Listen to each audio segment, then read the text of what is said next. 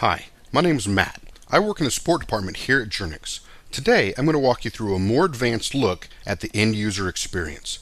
I'll be showing you this on Journyx version 9.5. The basic experience should be about the same though, no matter what version you're on. Let's go ahead and get started. If you've just watched the basic end user video, then we'll be picking up pretty much where that left off. If you've not seen that one, you may want to go back and check it out. Alright, here we are on the login screen. I'm going to go ahead and get logged in.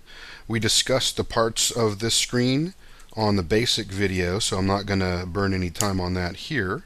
So here we are on the entry screen, and you can see the time that I logged in the basic screen is still there. So what we're going to look at here is some of the other more advanced sections, one of which is the My Projects list. So if there are projects that you work on a regular basis that you want to make it where you only see those projects, then the My Projects list is for you. So for me right now, mostly I'm going to be working on this how-to video.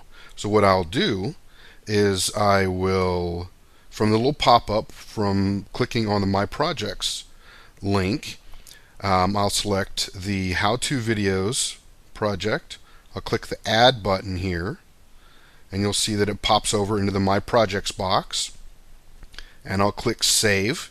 And now, when my screen refreshes, the only thing, other than general overhead, that you'll see is the How-To videos.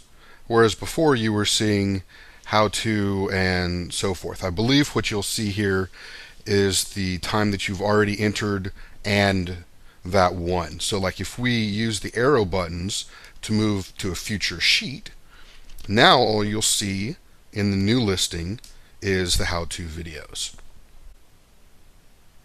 Alright, so let's pop back over to this current period. And actually that's one of the other things that I'd wanted to show you is that these little arrows right here will allow you, depending upon how your system is configured, to navigate forwards and backwards in time by however long your time period is. In this case, it's a week. It's a Sunday to Saturday week. So if I click the back arrow, it allows me to go back to last week's sheet. And if I click the forwards arrow again, it takes me to this current week. If I click the forward arrow again, it takes me to next week's sheet. One of the other interesting things up here in this bar is this viewing by option. Right now, you're viewing by period, which is the period of time that your administrator has decided that you'll be entering time for. In this case, it's a week. It could be 2 weeks, it could be bi-weekly, it could be monthly, depends on how they have it configured. But if you want to just see today, then just click this day link, and all you'll see now is today. Today is Wednesday, October 22nd, as I'm making this video. And so now all I see is that. If I want to go back to the full period, all I have to do is go back and click on that period link, and I'm back seeing my full week timesheet. Alright, one of the other things that is actually a fairly new feature, I think it came in towards the end of the 8. version, is the ability to attach a file of some type to your timesheet. You used to be able to do that on expense sheets.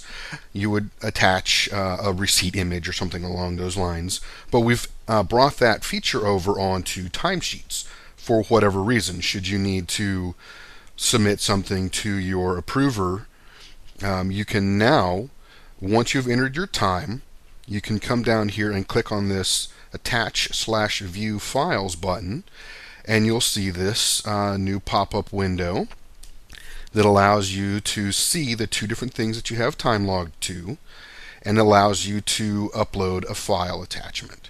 So you click on that, you choose the file that you want to attach. I'm going to attach this PDF file, and I can put in some notes here and then attach the file. Now, if you wanted to go back and view it, you do the same thing. You click on that button, and now you can come back and click on the button, and you can view the attached PDF. And also that means that whoever you submit the sheet to for approval can also view this attachment, and they can either just view it, or if they need to take some sort of action on it, they can do that.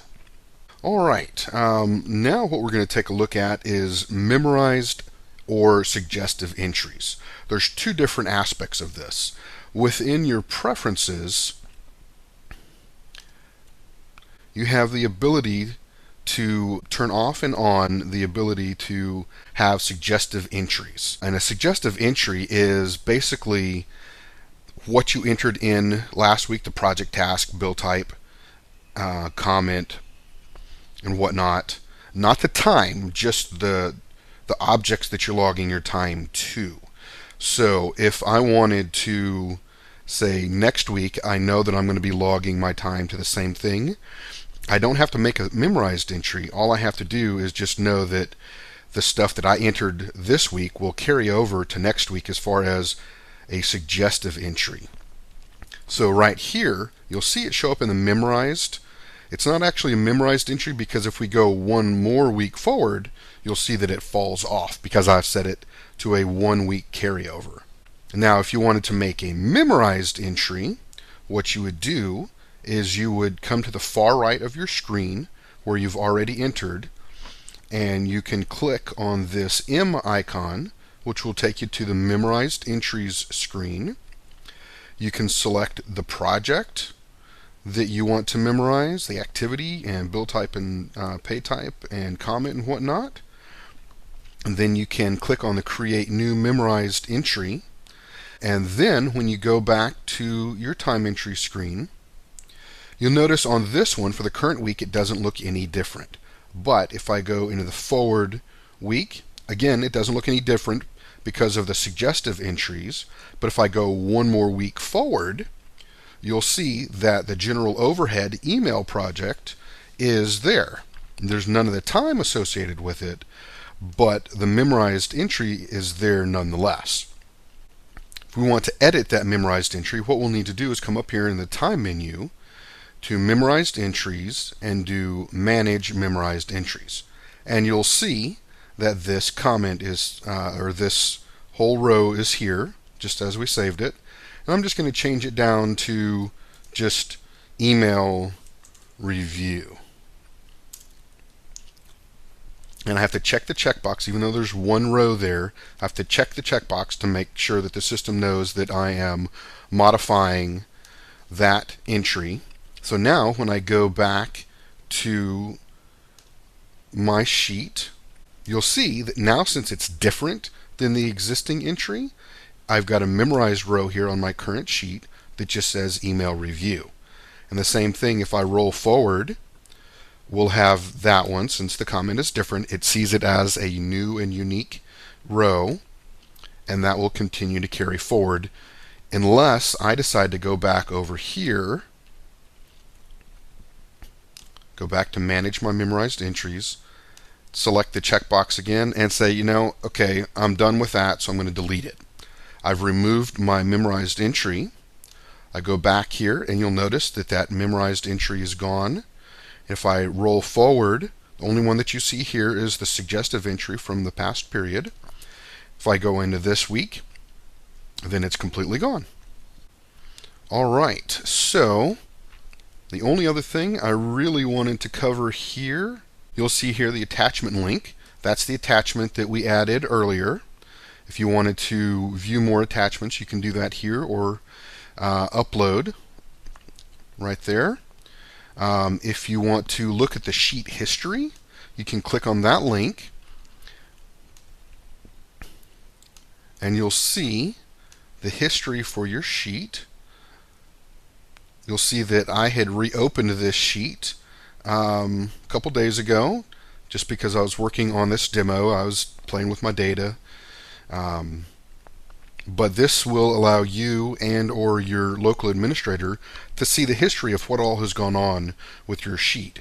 It'll give you the date and the time and who has done what.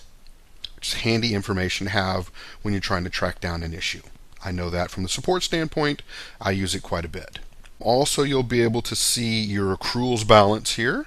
you'll see that I have, when I mouse over the accruals link, I have 40 hours of vacation time remaining. And there's also a leave requests link here that if I wanted to submit a leave request, I could go ahead and click on that link. Leave requests were covered in the basic video. The one thing that wasn't covered in the basic video about leave requests is that a leave request is a unique object in the system.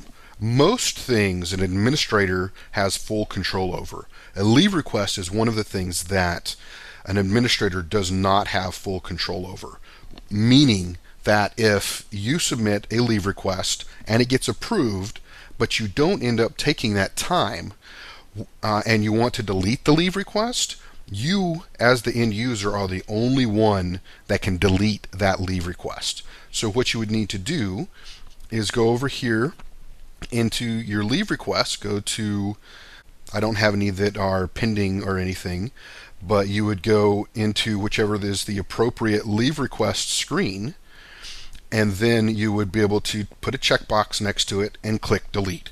And that would delete the memorized entry from whatever screen that it would have been loaded to. Say like if you put in a leave request for next week and you haven't gone onto that sheet and saved it and created it as a time record, doing this delete would remove it from the system. Once again, I just wanted to remind you that should you run into any problems at all during your time with Journyx timesheet, first point of contact that you'll want to make is with your local timesheet administrator. And if you're not sure who that is, you might want to start off with your local manager or supervisor or whoever it was that sent you the information to log into Journyx for the first time. And if they're not the right person, then they should be able to point you through to the right person. Once again, thank you very much for watching this video. Hope you enjoy using Journyx